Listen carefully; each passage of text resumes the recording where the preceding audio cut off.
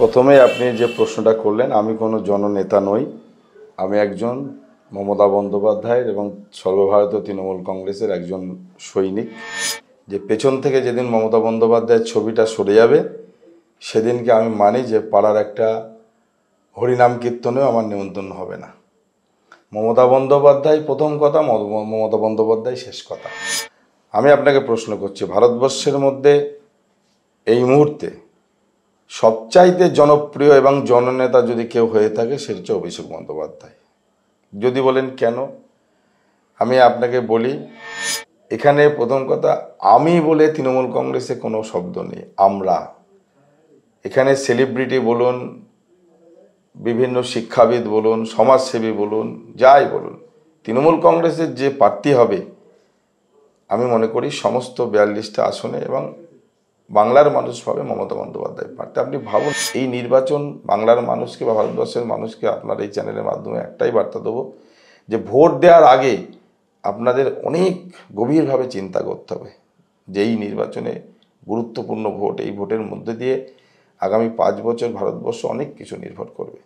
তাই ভোটটা আগে ভাবতে হবে অনেক কিছু। মানুষ তৈরি হয়ে আছে জগন্নাথ অর্থাৎ জগাসুরকে বধ করবার জন্যে, আমাদের প্রার্থী মুকুটমণিকে ভোট দেওয়ার জন্যে মানুষ তৈরি।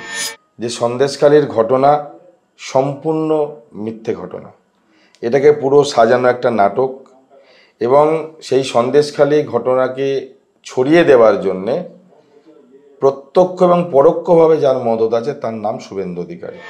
শুভেন্দু অধিকারী এখান থেকে যখন নারদা কেলেঙ্কারি হয় আপনারা সবাই দেখেছেন যে প্রকাশ্যে তিনি টাকা নিয়েছেন, কিন্তু তার বাড়িতে সিবিআইডি ঢুকতে সাহস পায় না বা নরেন্দ্র মোদী তাকে বাড়িতে পাঠায় না। যে রঘুপতি রাঘব রাজা রাম পতিত পাবন সীতারাম, তাই ভারতীয় জনতা পার্টির কাছে, RSS বিশ্ব হিন্দু পরিষদের কাছে আমরা হিন্দুত্ব শিখতে চাই না, আমাদের দেবতা রামকে আমরা চিনতে চাই না। মানুষ তৈরি হয়ে আছে এই নির্বাচনে রায় দেওয়ার জন্য। নমস্কার, আমাদের চ্যানেলের নতুন সেগমেন্ট মুখোমুখিকরণের দ্বিতীয় পর্বতে আপনাদের সবাইকে স্বাগত জানাই। আজ কোনো গ্ল্যামার নয়, আজ কোনো সেলিব্রিটি নয়, কোনো গল্প কথা নয়। আজ আমরা কথা বলবো একদম মাটি থেকে উঠে আসা একজন মাটির নেতার সাথে, মাটির মানুষের সাথে, যিনি জননেতা এবং এলাকার সমস্ত গরিব মানুষ যাকে ভালোবাসেন সেরকম একজন মানুষ।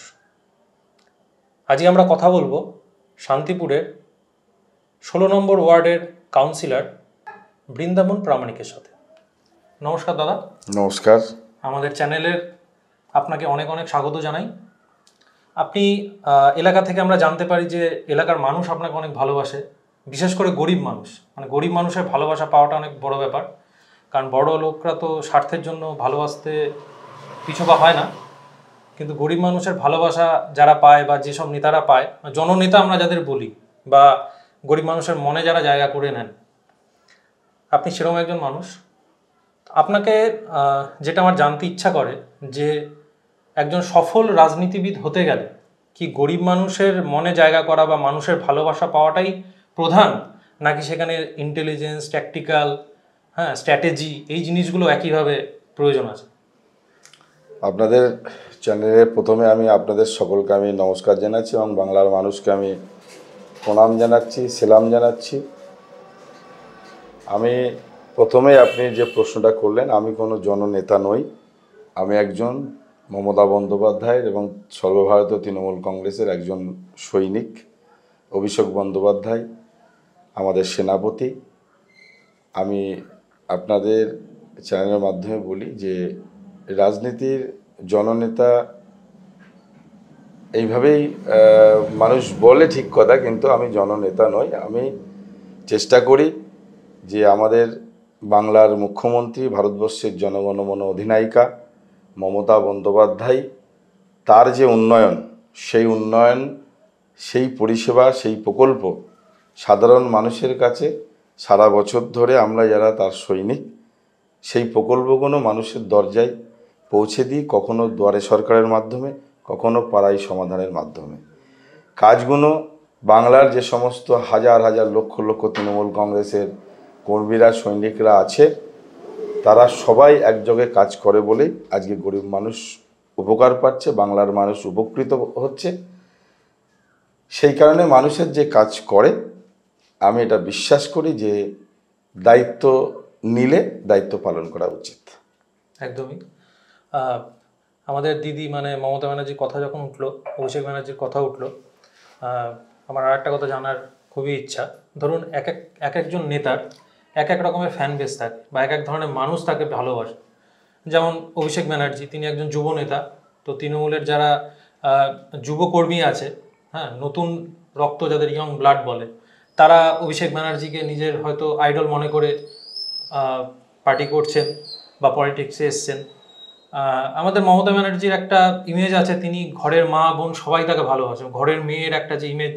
এবং এর আগেও আমরা দেখেছি ভোটের প্রচারে যে বাংলা নিজের মেয়েকেই চাই, আমরা এটা এনেছি। মানে ঘরের মেয়ের একটা ইমেজ আছে মমতা ব্যানার্জির। একইভাবে আর একটা ইমেজ আমি একজনের কথা এখানে তুলতে চাই, সেটা হচ্ছে আপনাদের বিদায়ী সাংসদ আমাদের ঘাটালের দেবের কথা। দেবের ক্ষেত্রে আমরা দেখেছি একটা আলাদা ব্যাপার, যে দেবকে সব ধরনের মানুষই ভালোবাসে। সেটা অবশ্যই তিনি একজন সেলিব্রিটি সেই জায়গা থেকেও। আবার বিরোধীদের কখনো দেবকে সেইভাবে আক্রমণ করা, তার নামে কুৎসা করা বা এরকম ধরনের জিনিস কিন্তু আমরা চাই না। সমাজের সর্বসাধারণের যে একটা ভালো লাগার জায়গা, সেটা কিন্তু আমরা দেবের মধ্যে পাই। তা আপনি কোন ব্যাপারটাকে আইডল মনে করেন? শুনুন, আমরা যারা, আমি প্রথমেই বলেছি, আমাদের নেত্রী মমতা বন্দ্যোপাধ্যায়, আমি এটা বিশ্বাস করি এবং আমি এটা মানি এবং মেনে চলি। সেটা হচ্ছে আমরা যারা তৃণমূল কংগ্রেসের কর্মী, তৃণমূল কংগ্রেসের সৈনিক, তৃণমূল কংগ্রেসের নেতৃত্ব, তৃণমূল কংগ্রেসের কাউন্সিলর বলুন, পঞ্চায়েত প্রধান, সদস্য, চেয়ারম্যান, এমএলএ, এমপি যারা আছেন, আমি এটা বিশ্বাস করি এবং মানি যে পেছন থেকে যেদিন মমতা বন্দ্যোপাধ্যায়ের ছবিটা সরে যাবে, সেদিনকে আমি মানি যে পাড়ার একটা হরিনাম কীর্তনেও আমার নিমন্ত্রণ হবে না। মমতা বন্দ্যোপাধ্যায় প্রথম কথা, মমতা বন্দ্যোপাধ্যায় শেষ কথা। মমতা বন্দ্যোপাধ্যায়কে সামনে রেখে আমাদের লড়াই, মমতা বন্দ্যোপাধ্যায়কে সামনে রেখে আমাদের আন্দোলন, মমতা বন্দ্যোপাধ্যায়ের উন্নয়নে আমাদের এই নির্বাচন বলে নয়, 2011 সালের পর থেকে যত নির্বাচন এসছে, বাংলার মুখ্যমন্ত্রী মমতা বন্দ্যোপাধ্যায়ের উন্নয়নে হচ্ছে আমাদের প্রথম এবং প্রধান হাতিয়ার। প্রত্যেকটা পার্টিরই তো একজন উত্তরসূরি থাকেন। মানে আমরা দেখেছি যে কংগ্রেসে যখন ইন্দিরা গান্ধী মারা যান হঠাৎ করে, দেশে কীরকম একটা বিশৃঙ্খলা তৈরি হয়েছিল। তার একটা কারণ অবশ্যই এটা ছিল যে কংগ্রেসের সেই সময় ইন্দিরা গান্ধীর সঠিক কোনো উত্তরসূরি ছিলেন না। যদি ইন্দিরা গান্ধীর পরে স্ট্রং সেরকম একজন উত্তরসূরি থাকতেন, তাহলে হয়তো আমাদের দেশে এই বিশৃঙ্খলা আসতো না। একইভাবে যদি আমি আমাদের রাজ্যের ক্ষেত্রে আসি, দিদি যতদিন আছেন, তারপরে উত্তরসূরি কে হবে? তিনি কি দিদির মতো এতটা ভালোবাসার মানুষ, এতটাই স্ট্রং হতে পারবেন? শুনুন, প্রথম কথা হচ্ছে যোগ্যতা আর জনপ্রিয়তা। আমি আপনাকে প্রশ্ন করছি, ভারতবর্ষের মধ্যে এই মুহূর্তে সবচাইতে জনপ্রিয় এবং জননেতা যদি কেউ হয়ে থাকে, সেটা হচ্ছে অভিষেক বন্দ্যোপাধ্যায়। যদি বলেন কেন, আমি আপনাকে বলি যে আমাদের পশ্চিমবঙ্গের মধ্যে একজন সফল সাংসদ, সফল নেতৃত্ব এবং দক্ষ সংগঠক, এবং তাকে দেখবার জন্যে, তার কথা শুনবার জন্যে আজও গ্রাম থেকে গ্রামান্তর প্রান্তিক মানুষ এই কঠোর রোদ্দুরের মধ্যে, গ্রীষ্মের প্রায় 46 ডিগ্রি, 47 ডিগ্রি, 42 ডিগ্রি তাপমাত্রাকে উপেক্ষা করে বাংলার হাজার হাজার লক্ষ লক্ষ মানুষ আজকে তার কাছে, তার সবাই ছুটে চলে যায়। এটা জানবেন যে এটা কোনো ঐশ্বরিক ক্ষমতা নয়, এটা কোনো পরিবারের থেকে পাওয়া নয়, এটা তার সম্পূর্ণ ব্যক্তিগত দক্ষতা এবং তার যে ক্যারিশমা বলুন, গোটা আমাদের দলটাকে একটা অন্য জায়গায় নিয়ে যাচ্ছে অভিষেক বন্দ্যোপাধ্যায়। এবং সবচাইতে যেটা অভিষেক বন্দ্যোপাধ্যায়ের যেটা বাস্তব, যেটা উনি প্রকাশ্যে বলেন যে আপনার যদি ভালো না লাগে তৃণমূল কংগ্রেসকে ভোট দেবেন না, কিন্তু আপনি যাকে ভোট দেবেন তার কাছ থেকে আপনার অধিকারটা আপনি অর্জন করে নেবেন। তাই তো তিনি ব্রিগেড প্যারেড গ্রাউন্ডে যে বিগত দিনে যত ব্রিগেড হয়েছে, অভিষেক বন্দ্যোপাধ্যায়ের জনগর্জন সভা, ঐতিহাসিক ব্রিগেডের সভা হয়েছে, এবং সেখান থেকেই তো বাংলার এই লোকসভা নির্বাচনে আলাদা রূপরেখা তৈরি হয়েছে। তাহলে আপনি বলতে চাইছেন যে মমতা ব্যানার্জির থেকেও হয়তো অভিষেক ব্যানার্জি তৃণমূল দলটাকে আরো এক ধাপ এগিয়ে নিয়ে যাবে? না, আমি সে কথা বলতে চাইছি না। আমাদের অভিষেক বন্দ্যোপাধ্যায় দেখেন বলেন, উনিও বলেন যে আমাদের নেত্রী মমতা বন্দ্যোপাধ্যায়, মমতা বন্দ্যোপাধ্যায় শেষ কথা, মমতা বন্দ্যোপাধ্যায় আমাদের প্রথম কথা।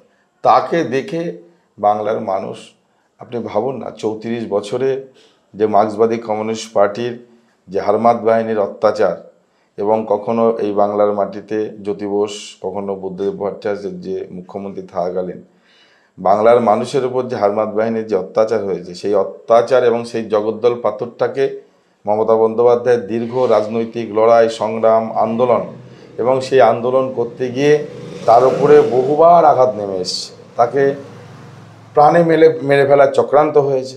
কিন্তু ঈশ্বর যাকে মারে, তাকে ঈশ্বর যাকে রাখে তাকে মারে কে?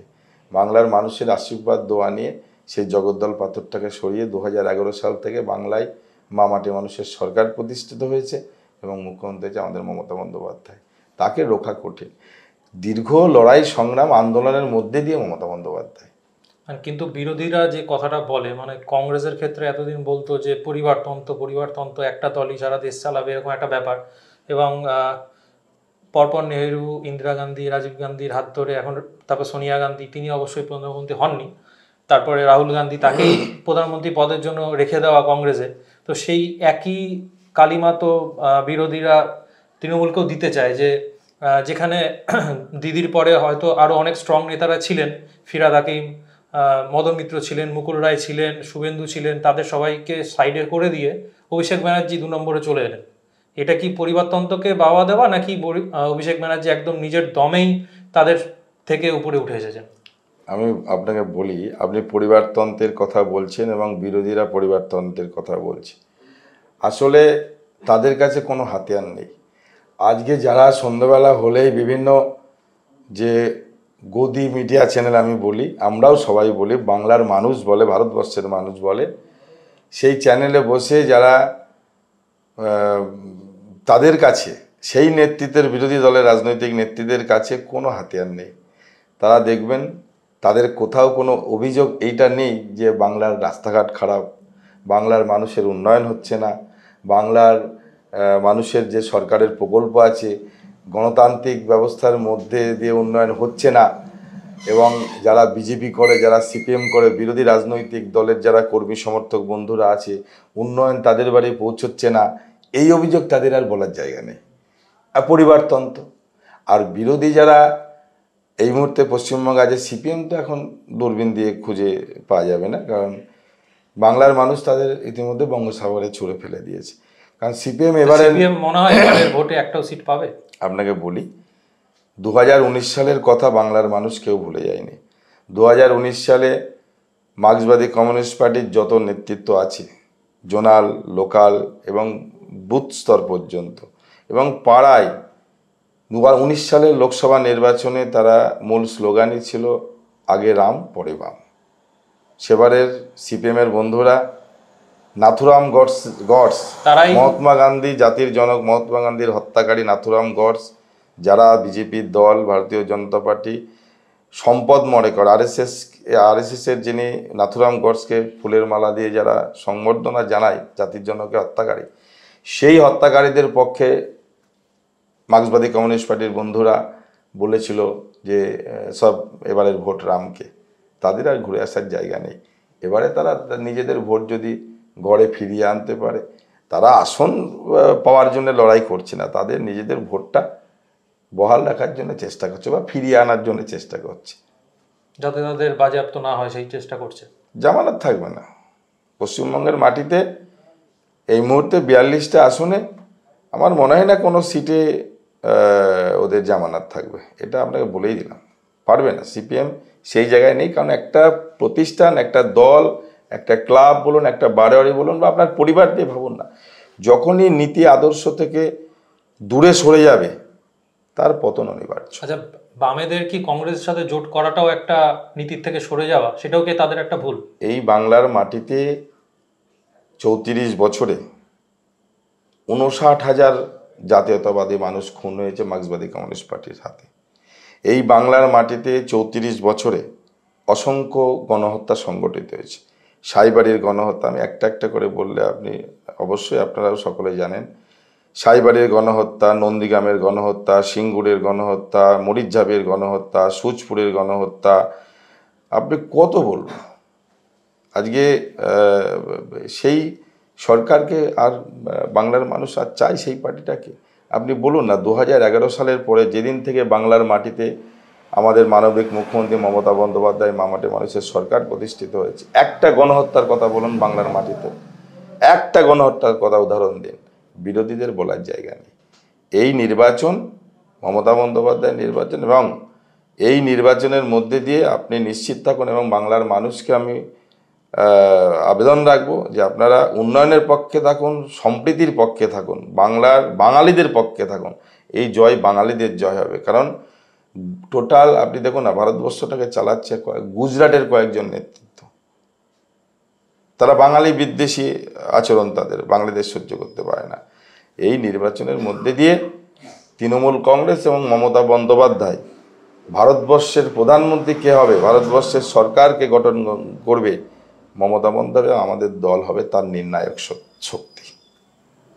আচ্ছা, এখানে একটা কথা বলি একটু, এই আলোচনা থেকে একটু দূরে। সেটা হচ্ছে, ধরুন মেন প্রতিদ্বন্দ্বী আপনাদের যদি আমি বাংলায় বলি, সেটা তো বিজেপি, আপনি নিশ্চয়ই মানবেন। তো বিজেপির একটা স্ট্র্যাটেজি যেমন আমরা দেখেছি যে দেবের বিপক্ষে তারা হিরণকে একজন প্রার্থী করেছে। তো এখানে অবশ্যই একটা সেলিব্রিটি স্ট্যাচারকে কাটার জন্য আরেকজন সেলিব্রিটিকে সেখানে নিয়ে যাওয়ার চেষ্টা করেছে। তো আপনার কি মনে হয় এটাতে কোনো লাভ হবে বিজেপির? আমি আপনাকে বলি, বাংলায় 42টা লোকসভা আসনে 42টা প্রার্থী মমতা বন্দ্যোপাধ্যায়, 42টা প্রার্থী মমতা বন্দ্যোপাধ্যায়কে দেখে জোড়াফুল প্রতীক চিহ্নে বাংলার মানুষ ভোট দেয়। এখানে প্রথম কথা, আমি বলে তৃণমূল কংগ্রেসে কোনো শব্দ নেই। আমরা এখানে সেলিব্রিটি বলুন, বিভিন্ন শিক্ষাবিদ বলুন, সমাজসেবী বলুন, যাই বলুন, তৃণমূল কংগ্রেসের যে প্রার্থী হবে, আমি মনে করি সমস্ত 42টা আসনে এবং বাংলার মানুষ পাবে মমতা বন্দ্যোপাধ্যায় প্রার্থী। আপনি ভাবুন না, 2011 সালের পরে 2016 সালে যখন বিধানসভার নির্বাচন হলো, ভারতবর্ষের তাবর তাবর নেতা বিজেপির, প্রধানমন্ত্রী অমিত শাহ, জেপি নাড্ডা বাংলার মাটিতে ডেলি প্যাসেঞ্জারি করে এসছে, এবং বাংলার আমাদের তৃণমূল কংগ্রেসের অনেক নেতা মন্ত্রীকে সিবিআই ইডি দিয়ে সারদা নারদা কেলেঙ্কারি, আজও সেটা প্রমাণ হয়নি। তারা অনেক চেষ্টা করেছে, কিন্তু 16 সালে মমতা বন্দ্যোপাধ্যায় আবার মুখ্যমন্ত্রী, এবং 21 সালের কথা ভাবুন, তৃতীয়বারের যে নির্বাচন। তাহলে আপনি কি বলতে চাইছেন যে সিবিআই ইডির ভয় দেখিয়ে, জুজু দেখানো যেটা বলে আর কি, সিবিআই ইডির জুজু দেখিয়েই সমস্ত মানে যারা যারা তৃণমূল থেকে ভেঙে বিজেপির ঘরে গিয়ে আশ্রয় নিয়েছেন, যেমন শুভেন্দু অধিকারী, এর আগে মুকুল রায় বা আরও যারা যারা আছেন, তাদের এটাই কি কারণ? মানে যেটা বলেন আপনারা যে ওয়াশিং মেশিনে ওয়াশ করতে যায় তারা, এরকম একটা ব্যাপার আছে। আমি আপনাকে বলি, এখন দেখবেন, আপনারাও খেয়াল করবেন, ইডি, সিবিআই, ইনকাম ট্যাক্স এই বাংলার মানুষের উপরে, বাংলার তৃণমূল নেতৃত্বের উপরে এতবার এসে এরা হানা দিচ্ছে। বাংলার মানে শুধু তৃণমূল কংগ্রেসের কর্মী সমর্থক নেতৃত্ব নয়, যারা বিজেপির সমর্থক নেতৃত্ব বন্ধুরা আছে, যারা সিপিএমের নেতৃত্ব বন্ধুরা আছে, কংগ্রেসের আছে, তারাও দেখবেন টিভিতে যদি কোনো নেতৃত্বের বাড়ি ইডি বা সিবিআই হানা হয়, চ্যানেলটা দেখবেন পাল্টে দেয়। কারণ ওই ইডি সিবিআই দেখে মানুষ আর ভয় পায় না, আর মানুষও খবরটা আবার ইন্টারেস্ট নিয়ে কেউ দেখে না। তাহলে ইডি সিবিআই এখন সারা দেশ ছেড়ে তাহলে বাংলাতে ওভার টাইম করছে ওরা, তাই তো? সারা দেশে, শুধু তৃণমূল কংগ্রেস নয়। আপনি ভাবুন না, কেজরিওয়াল দিল্লির মুখ্যমন্ত্রী, তাকে আজকে জেলে দিল এই ভারতীয় জনতা পার্টি, নরেন্দ্র মোদী, অমিত শাহ। বিরোধীদের কোনো কথা বলতে দেবে না এরা আগামী দিনে একনায়কতন্ত্র, মানে গণতন্ত্র বিরোধী একটা প্রতিষ্ঠান একদম। এরা গণতন্ত্রটাকে ধ্বংস করে দিয়েছে এবং ভারতবর্ষের সংবিধানটাকে এরা নষ্ট করে দিচ্ছে। কারণ আপনি ভাবুন, এই ভারতবর্ষে আমাদের যে গণতন্ত্র, এই গণতন্ত্র বিশ্বের বিভিন্ন দেশ সম্মান করে। এই গণতান্ত্রিক ব্যবস্থাটাকে তারা ধ্বংস করে দিয়েছে 5 বছরে, এই 10 বছরে। গণতন্ত্র, এই নির্বাচন তো সেই জন্য আমরা বা আমাদের নেত্রী মমতা বন্দ্যোপাধ্যায় বারবার বলছে যে এই নির্বাচনটা অত্যন্ত গুরুত্বপূর্ণ নির্বাচন। তারা একনায়কতন্ত্রে নিয়ে যেতে চাইছে। ভারতবর্ষের সংবিধান সুরক্ষিত থাকবে কিনা, ভারতবর্ষের গণতন্ত্র থাকবে কিনা, ভারতবর্ষের পররাষ্ট্রনীতি কী হবে, ভারতবর্ষের অর্থনীতি কী হবে, এই নির্বাচন বাংলার মানুষকে বা ভারতবর্ষের মানুষকে আপনার এই চ্যানেলের মাধ্যমে একটাই বার্তা দেবো যে ভোট দেওয়ার আগে আপনাদের অনেক গভীরভাবে চিন্তা করতে হবে যে এই নির্বাচনে গুরুত্বপূর্ণ ভোট, এই ভোটের মধ্যে দিয়ে আগামী 5 বছর ভারতবর্ষ অনেক কিছু নির্ভর করবে। তাই ভোটটাকে ভাবতে হবে অনেক কিছু। তো মোদি তো নিজে একজন অনেক স্ট্রং লিডার এবং বিজেপির অনেক স্ট্রং লিডার্স আছে। তো ওনারা যে এই লোকসভা ভোটের মানে কিছুদিন আগে সিএটা চালু করার কথা বললেন, আপনার কি মনে হয় এই লোকসভা ভোটে সিএ চালু করাটা কতটা প্রভাব ফেলতে পারে? আপনি বলছেন নরেন্দ্র মোদী, অমিত শাহ স্ট্রং লিডার।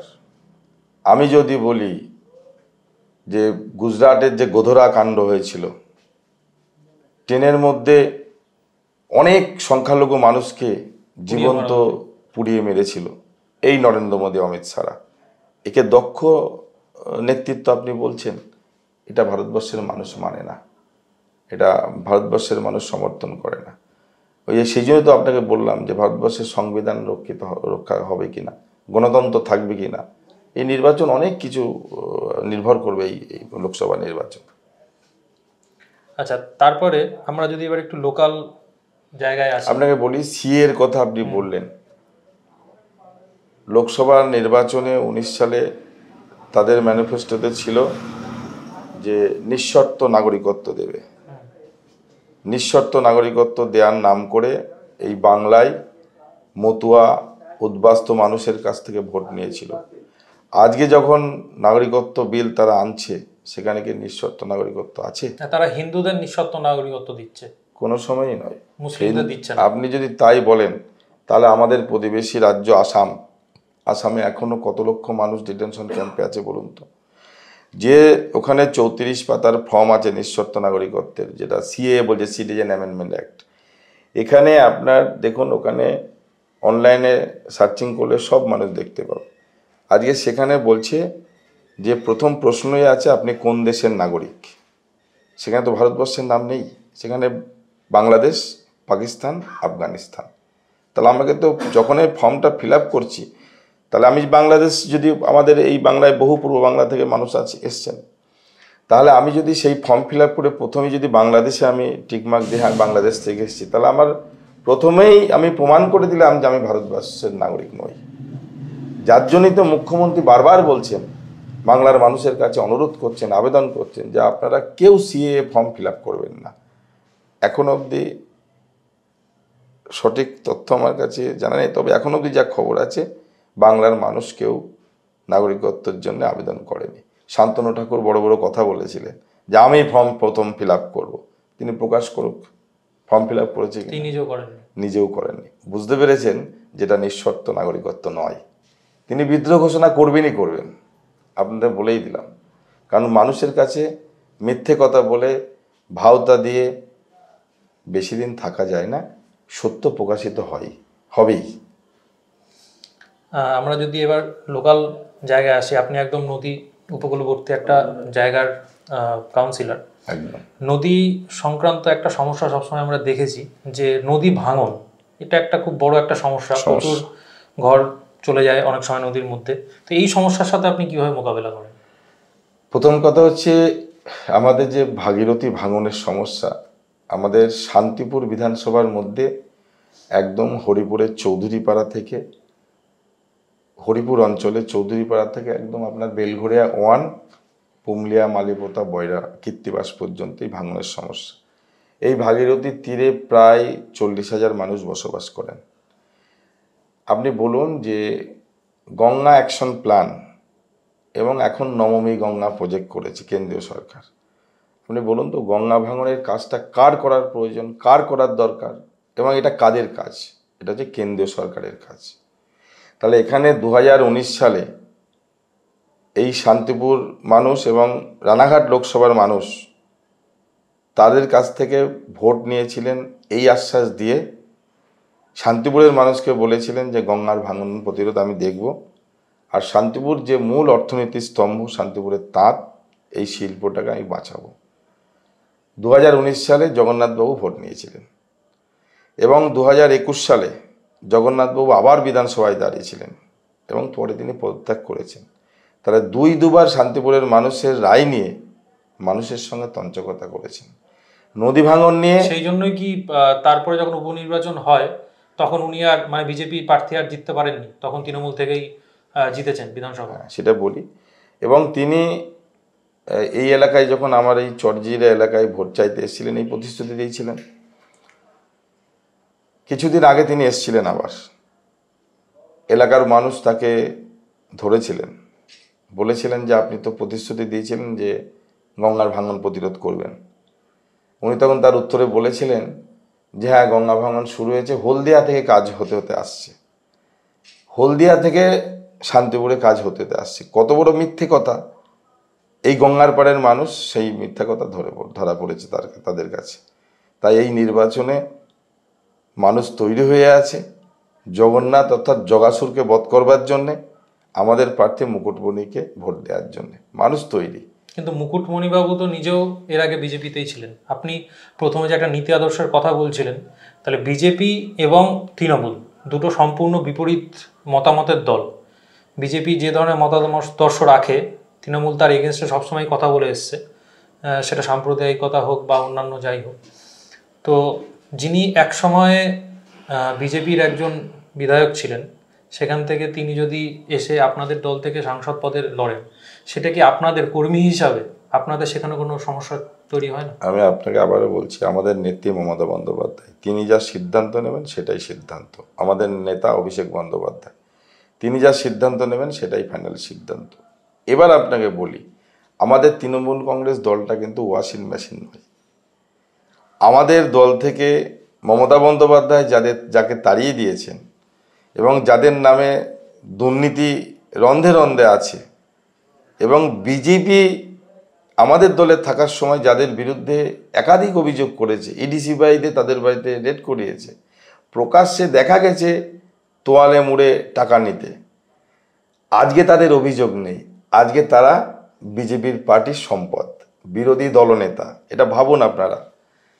আর মুকুটমণি অধিকারী আমাদের দলে এসছেন, আমাদের প্রার্থী হয়েছেন, তার নামে ভারতীয় জনতা পার্টি একটা দুর্নীতি বা একটা কেলেঙ্কারির কথা বলুক, আজকে তৃণমূল কংগ্রেসে সে এসছে, মুকুটমণি অধিকারীর বিরুদ্ধে একটা কোনো প্রচার করতে পারছে তারা?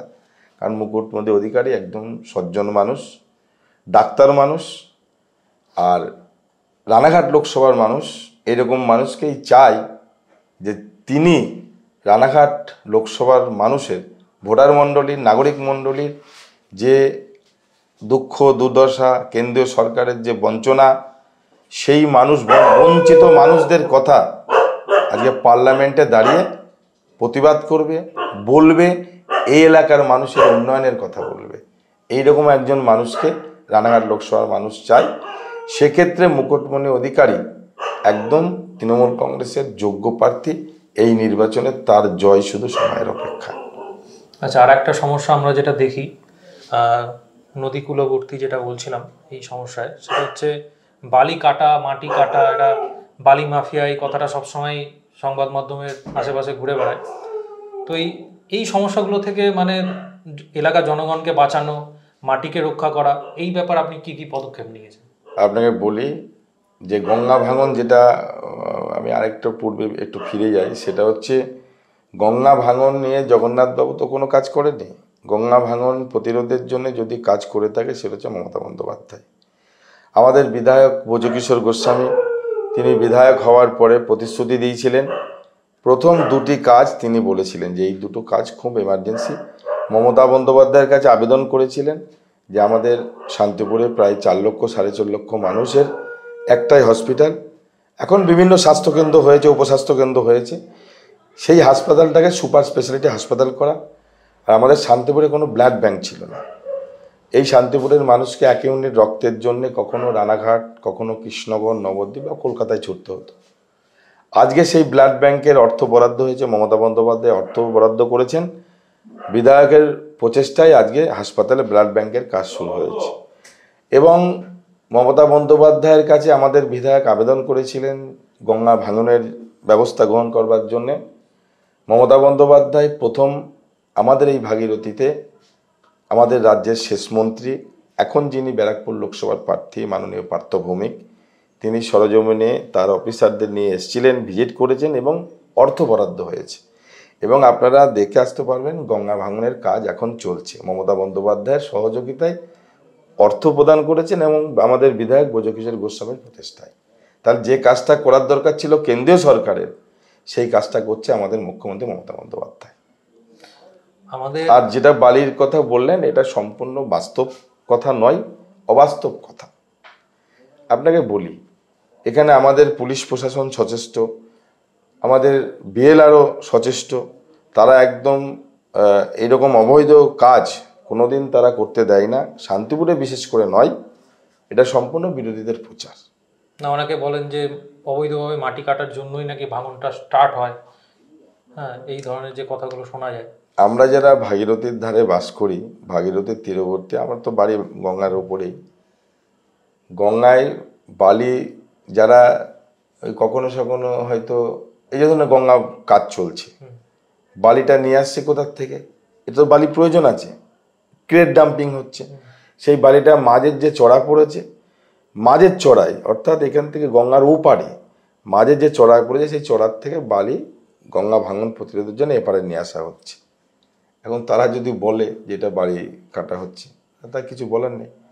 প্রশাসন এখানে সঠিকভাবে প্রশাসন চলে আমাদের মমতা বন্দ্যোপাধ্যায়, তিনি নিজে একজন পুলিশ মন্ত্রী, একদম তাই ডাইরেকশনে চলে, এখানে কোনো অবৈধ কাজ চলে না। আচ্ছা, আমাদের খুবই একটা ঘটনা আমাদের হঠাৎ করেই দু একদিনের মধ্যে সামনে এসেছে। সেটা হচ্ছে আমাদের রাজ্যপালের নামে একজন মহিলা শ্লীলতাহানির অভিযোগ এনেছেন এবং আমাদের মমতা দি সেইটা নিয়ে এগেনস্টে অনেক কথা বলেওছেন। কিন্তু মোদি, যিনি প্রধানমন্ত্রী একজন এবং তার দলের সমর্থনেই যিনি এখানে রাজ্যপাল হয়েছিলেন, মোদি এখানে অনেক সভা করলেও কিন্তু এই প্রসঙ্গে মোদিকে কোনো কথা বলতে শোনা যায়নি। এবং একজন রাজ্যপাল, যিনি রাজ্যের প্রধানই বলা যেতে পারে এবং যাকে কনস্টিটিউশন সম্পূর্ণ রাইট দেয় যে কেউ তাকে টাচ করতে পারবে না, কোনো পুলিশ, কোনো সিবিআই, হ্যাঁ, তাকে টাচ করতে পারবে না এবং তার বিরুদ্ধে কোনো ক্রিমিনাল প্রসিডিওর পর্যন্ত করা যাবে না যতদিন তিনি সেই পদে রয়েছেন। তাহলে সেরকম একজন মানুষের এগেনস্টে যদি এরকম একটা অভিযোগ আসে, সেই ব্যাপারটা আমাদের মানে নাগরিক হিসাবে আমাদের কাছে কতটা দুঃখের হতে পারে? শুনুন, যদি রক্ষকই ভক্ষক হয় তাহলে এখানে তো বলার কিছু নেই। তিনি একজন সজ্জন মানুষ। রাজ্যপাল মানে আমাদের সবার রাজ্যপাল, অত্যন্ত সম্মানীয় পদ। সম্মানের সেই জায়গাটায় আমরা সবাই সম্মান করি, কিন্তু মানে আমাদের নেতৃত্ব সব বলেছেন এই ঘটনাটা, যে ঘটনা ঘটেছে অত্যন্ত নিন্দনীয়। যদি হয়ে থাকে নিন্দনীয় ঘটনা, না, এটা নিয়ে আমি একটু প্রসঙ্গে একটু বলবো যে আপনাদের মুখপাত্র ছিলেন তৃণমূলের কুণাল ঘোষ, যাকে দল থেকে মানে বার করা হয়েছে দু একদিন আগে। তিনি বছরখানেক আগে একটা টুইট করেছিলেন যে সংবিধানের উপরে সংবিধান তাকে প্রোটেক্ট করছে, উচ্চ সাংবিধানিক পদে রয়েছে, তার বিরুদ্ধে ধর্ষণের অভিযোগ, শ্লীলতাহানির অভিযোগ, এরকম বিভিন্ন ধরনের অভিযোগ আছে। হ্যাঁ, আমরা জানি কি হয়েছে, এরকম ধরনের একটা ক্রিপ্টিক পোস্ট করেন, কারোর ডাইরেক্টলি কারোর নাম না নিয়ে। পোস্ট করার পর অখিলগিরি একটি সভা থেকে এটাও বলেন যে আমরা কি জানি না যে কার ব্যাপারে কথা বলা হচ্ছে, আমরা সবই জানি, সবই বুঝি। তাহলে এই জিনিসটা তো নতুন নয়। আজকে মেয়েটি পুলিশের কাছে দ্বারস্থ হয়েছে বা সবাইকে জানানো হয়েছে, মিডিয়াতে এসছে, তাহলে 1 বছর আগে থেকে যদি এটা সত্যি হয়ে থাকে, রাজ্যপালের এগেনস্টে যে ঘটনাটি বলা হয়েছে যদি সত্যি হয়ে থাকে, তাহলে 1 বছর আগে থেকে হয়তো অনেক কেউ জানতো। তাহলে তারা কেন সামনে আনেনি ব্যাপারটা? দেখুন, এই ব্যাপারে আমাদের দলীয় যারা উচ্চপদস্থ নেতৃত্ব আছে, মুখপাত্র আছে, যে আমাদের মাননীয় মুখ্যমন্ত্রী মমতা বন্দ্যোপাধ্যায় আছেন, অভিষেক বন্দ্যোপাধ্যায় আছেন, দলের যারা মুখপাত্র আছে তারা বলবেন এই বিষয়টা।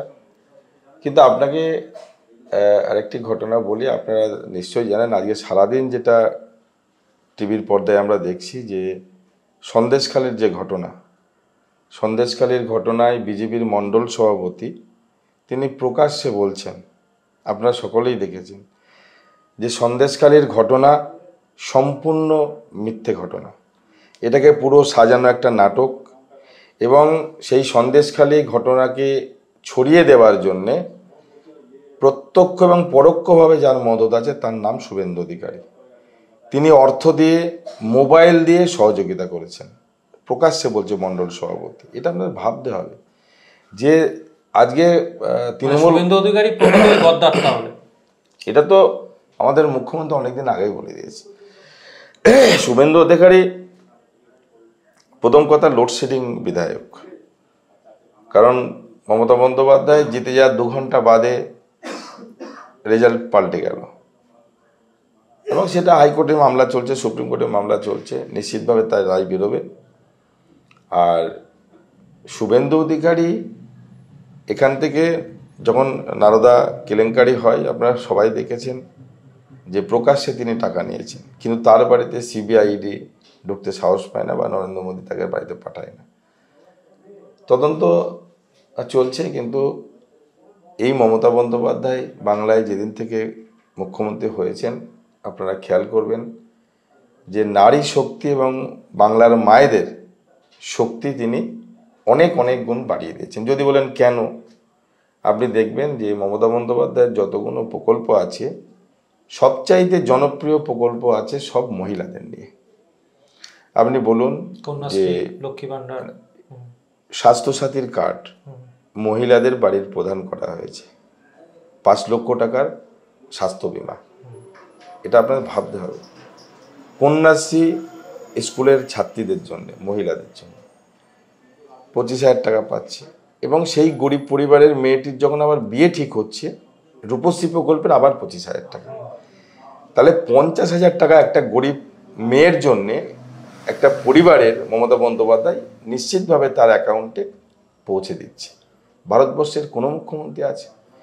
আমাদের মুখ্যমন্ত্রী 21 সালের বিধানসভার আগে ঘোষণা করেছিলেন যে এবারের নির্বাচনের পরে আমি বাংলার মায়েদের লক্ষ্মীর ভাণ্ডার দেবো। দিদি ভোট মিটে যাওয়ার পরেই বাংলার মায়েদের অ্যাকাউন্টে 500 টাকা এবং 1000 টাকা করে দিলেন। তিনি ভাবলেন যে মায়েদের আরও আর্থিক দিক দিয়ে শক্তিশালী করতে হবে। তিনি কি করলেন, এই এপ্রিল মাসের 1 তারিখ থেকে 5 তারিখের মধ্যে 500 টাকা করে যারা পেতেন সেটা 1000 টাকা, আর 1000 টাকাটা 1200 টাকা করলেন। তাহলে নারী শক্তির তিনি মায়েদের শক্তি বৃদ্ধি ঘটাচ্ছেন, আর অপরদিকে বিরোধী দলনেতা বলছে যে আমরা লক্ষ্মীর ভাণ্ডার 3000 টাকা দেবো, নারায়ণ ভাণ্ডার দেবো। এই মুহূর্তে ভারতবর্ষে 18টা রাজ্যে বিজেপি ক্ষমতায় আছে, বিজেপির মুখ্যমন্ত্রী আছে। তাহলে সেখানকারে মুখ্যমন্ত্রীরা কেন মায়েদের জন্য লক্ষ্মীর ভাণ্ডার, নারায়ণ ভাণ্ডার করতে পারলো না? এটা আপনাদের ভাবতে হবে, বাংলার মানুষকে ভাবতে হবে। আজকে বাংলার মুখ্যমন্ত্রী মমতা বন্দ্যোপাধ্যায় যখন নারী শক্তিকে আরও জাগ্রত করার চেষ্টা করছেন, আর ভারতবর্ষের মানুষ কি দেখলো? উত্তরপ্রদেশের হাতরাসের সেই ঘটনা, 19 বছরের একজন আদিবাসী মহিলাকে বিজেপির উত্তরপ্রদেশের যোগী আদিত্যনাথের বিজেপির গুন্ডা বাহিনী তাকে বাড়ি থেকে তুলে নিয়ে গিয়ে গণধর্ষণ করে গ্যাংরেপ করে তাকে খুন করলো, জীবন্ত আগুনে জ্বালিয়ে মারলো।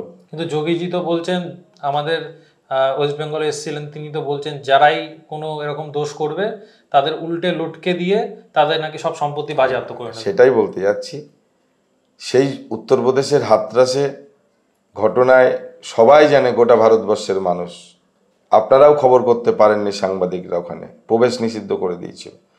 তার মা যখন, সেই আদিবাসী তরুণীর মা যখন হাত জোর করে তাদের পায়ে ধরে কেঁদেছিল বিজেপির সেই যোগী আদিত্যনাথের গুন্ডা বাহিনীর কাছে, যে আমার মেয়ের মৃতদেহটা তোরা দে, আমি শ্মশানের শেষকৃত্যটা করি। কিন্তু বিজেপির উত্তরপ্রদেশের সেই গুন্ডা বাহিনীর কানে সেই বৃদ্ধ মায়ের করুণ আর্তনাদের চিৎকার তাদের কানে পৌঁছায়নি, তাকে জীবন্ত জ্বালিয়ে পুড়ে মেরে দিয়েছিল। এবং তারপরে যখন তাদের নামে এফআইআর হয়ে তারা জেল খেটে যখন বেরোলো, বিজেপির অনেক নেতা মন্ত্রীরা তাদেরকে রজনীগন্ধার মালা দিয়ে বরণ করে নিল। আজকে তারা বহাল তবিয়াতে ঘুরে বেড়াচ্ছে। দেশের দিকে যদি এখন তাকাই, মোদিজির সব থেকে বড় প্রতিদ্বন্দ্বী কেজরিওয়ালও জেলে, রাহুল গান্ধীর তো কোনো ঠিকানা নেই। সব থেকে বড় প্রতিদ্বন্দ্বী তো তাহলে মমতা বন্দ্যোপাধ্যায়, কারণ মমতা বন্দ্যোপাধ্যায় সবসময় মোদিজির এগেনস্টে দেখা যায় গলা তুলে কথা বলার ক্ষমতা সবার থাকে না, কিন্তু ওনার আছে, উনি সবসময় বলেন। তো মোদিজির স্ট্র্যাটেজি কি তাহলে এটাই যে মমতা বন্দ্যোপাধ্যায়কে যদি আমি নিচু করতে পারি, মমতা বন্দ্যোপাধ্যায়ের সিটগুলো যদি আমি কাটতে পারি, তাহলেই আমি দেশের মধ্যে আমাকে আর কেউ আটকানো থাকবে না? একদমই তাই, কারণ নরেন্দ্র মোদী, অমিত শাহরা বুঝে গেছে যে বাংলার মানুষ ভারতীয় জনতা পার্টির বিরুদ্ধে রায় দেওয়ার জন্য তৈরি, এবং মমতা বন্দ্যোপাধ্যায়ের নেতৃত্বে যে ভারতবর্ষের বিজেপি বিরোধী যে যত রাজনৈতিক দল আছে সেই রাজনৈতিক দলদের নিয়ে যে ইন্ডিয়া জোট তৈরি হয়েছে, সেই ইন্ডিয়া জোট, ইন্ডিয়া নামটাও দেয়া মমতা বন্দ্যোপাধ্যায়ের, এবং এই ইন্ডিয়া জোট আগামী দিনে ভারতবর্ষে ক্ষমতায় আসতে চলেছে। এবং ভারতবর্ষের আগামী দিনে কেন্দ্রে যে বিজেপি বিরোধী শক্তি আসতে চলেছে, সেই দলের ইন্ডিয়া জোটের প্রধানমন্ত্রী কে হবে তার মূল এবং প্রধান নির্ণায়ক শক্তি হবে তৃণমূল কংগ্রেস, আমাদের নেত্রী মমতা বন্দ্যোপাধ্যায়, অভিষেক বন্দ্যোপাধ্যায়। তাহলে সেই জন্যই বিজেপির এটা একটা স্ট্র্যাটেজি ছিল সন্দেশখালীর মতো এরকম একটা ঘটনা আমরা তৈরি করি যাতে তৃণমূলকে আমরা সিট থেকে দূরে রাখতে পারি বা তৃণমূলের জায়গাটাকে নিচু করতে পারি। এটা ক্রমশ প্রকাশ্যে আসবে, আরও প্রকাশ্যে আসবে। সন্দেশখালীর ঘটনাটা যে পুরো সাজানো, এটা বিরোধী দলনেতা শুভেন্দু অধিকারীর সাজানো, সেটা বিজেপির মণ্ডল সভাপতি সে কথা আজকে প্রকাশ্যে বলেছে কথা।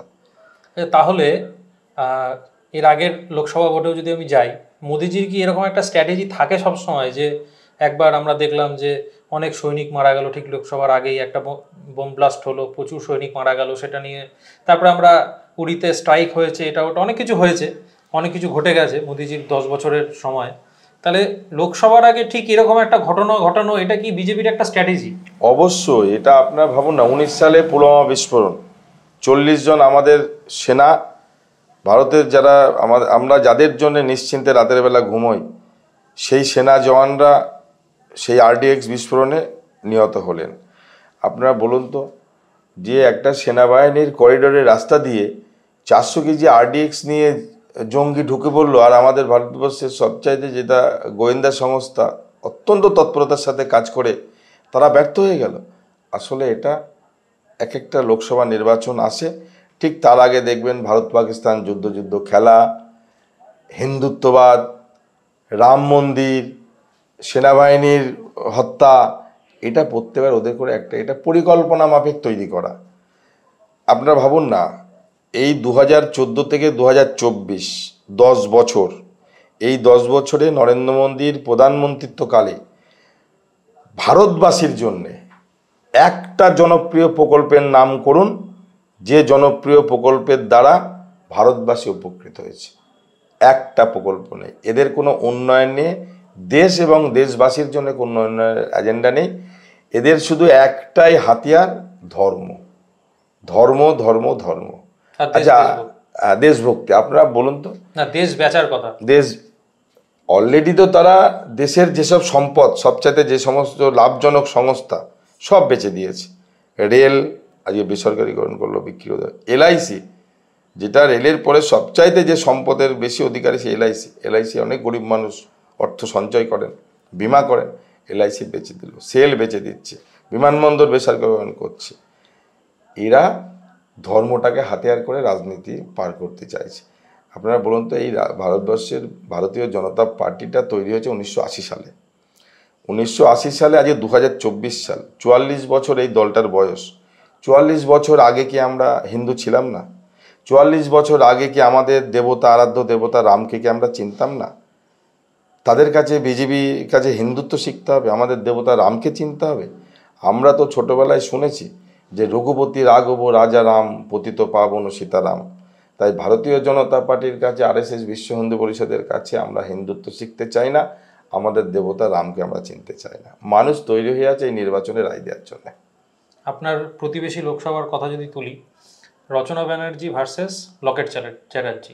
রচনা ব্যানার্জি নতুন এসছেন রাজনীতিতে, আপনার কি মনে হয় রচনা ব্যানার্জির জেতার সম্ভাবনা কতটা আছে? শুনুন, রচনা ব্যানার্জি 100% জিতবে। কারণ হচ্ছে, লকেট চ্যাটার্জি এই হুগলি লোকসভায় 5 বছর সংসদ ছিলেন। আপনি ঘুরে আসুন, আমার বাড়ি যেখানে, এই ভাগীরথী নদীর ওপারেই হচ্ছে সেই লোকসভা কেন্দ্র। ওখানে আমাদের অনেক আত্মীয় স্বজন আছে, বন্ধুবান্ধব অনেক আছে, ঘাট পেরোলেই আমরা ওখানে যাতায়াত করে আমরা যাই। কিন্তু এবারের মানুষ সিদ্ধান্ত নিয়েছে যে এবারের ভোট রচনা ব্যানার্জি। কারণ মমতা বন্দ্যোপাধ্যায় ত্রিস্তরীয় গ্রাম পঞ্চায়েতের যে উন্নয়ন, ওখানকারের আমাদের বিধায়কদের যে উন্নয়ন, জেলা পরিষদের উন্নয়ন, সেই উন্নয়ন মানুষ পেয়েছে। কিন্তু একজন সাংসদ হিসাবে লকেট চ্যাটার্জির যে 5 বছরে 25 কোটি টাকার উন্নয়ন মানুষ কেউ দেখতে পাচ্ছে না। তাহলে মানুষ একটা ভোট, অত্যন্ত মূল্যবান ভোট, মানুষ কেন ভোট দেবে? মানুষ তো ভোট দেয় নিজের পরিবার সুরক্ষিত থাকবে কিনা, আমার এলাকার উন্নয়ন হবে কিনা, আমার জেলার উন্নয়ন হবে কিনা, রাজ্যের উন্নয়ন হবে কিনা, দেশের উন্নয়ন হবে কিনা। মানুষ তো একটা হিসাব করে ভোট দেয়। রাজনীতি করার মূল অর্থ হচ্ছে মানুষের পাশে দাঁড়িয়ে উন্নয়ন করা। তাহলে 5 বছর আমি সংসদ হলাম, 25 কোটি সংসদ তহবিলের অর্থ হলো পেলাম, কিন্তু উন্নয়ন হলো না। মানুষের কাছে এটা পরিষ্কার। মানুষ এবার রচনা ব্যানার্জিকে ভোট দেবে, জয় নিয়ে কোনো সংশয় নেই, রচনা ব্যানার্জি জিতছে। তাহলে আপনার কি মনে হয় যে 42টা লোকসভা কেন্দ্র তৃণমূল কতগুলো আসন পেতে পারে? 42-এ 42। ভারতবর্ষে এবার বিজেপি, আমি আপনাকে দায়িত্ব নিয়ে বলছি, 150-র বেশি সিট ভারতবর্ষে বিজেপি পাবে না। একথা আপনার মাধ্যমে বাংলার মানুষকে, ভারতবর্ষের মানুষকে বলছি যে 150-র বেশি সিট ভারতীয় জনতা পার্টি পাবে না এবার। তাহলে আজকে আমরা এখানে শেষ করছি। নমস্কার। সবাইকে ধন্যবাদ। শুভরাত্রি। নমস্কার, শুভরাত্রি।